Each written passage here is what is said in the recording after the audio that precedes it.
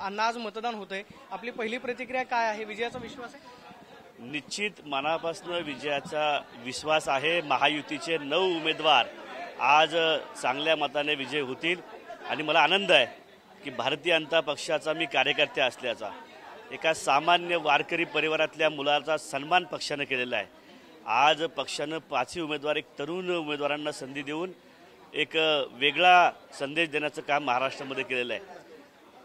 आमच्या पक्षाचे वरिष्ठ नेते आदरणीय फडणवीस साहेब असतील, आदरणीय बावनकुळे साहेब यांचं मनापासून मी आभार मानेन की त्यांनी या पद्धतीने मला पक्षाची सेवा करण्याची संधी दिलेली आहे। तुमचं खरं तर आज विजयादीच बॅनर जे आहे ते सगळीकडे लागलेलं पाहायला मिळाले की विजयाचा जल्लोष साजरा करण्यासाठी मुंबईला चला, म्हणजे मतांचा कोटा पूर्ण आहे आणि ती मतं तुम्हाला पहिल्यापासून त्याची मिळेल?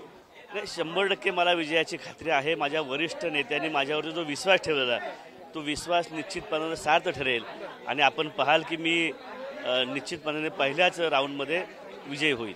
सगळ्यात महत्त्वाचं म्हणजे की काँग्रेस त्याचबरोबर महाविकास आघाडीची सुद्धा काही मतं जी आहे ती महायुतीला मिळतील अशा पद्धतीची चर्चा आहे।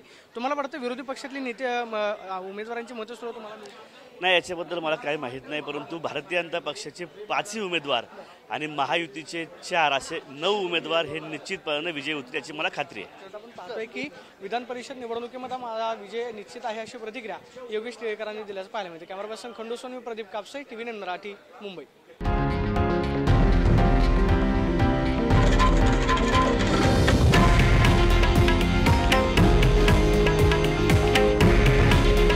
हे आहे देशातील नंबर 1 न्यूज नेटवर्क आणि आपण पाहत आहात TV9 मराठी।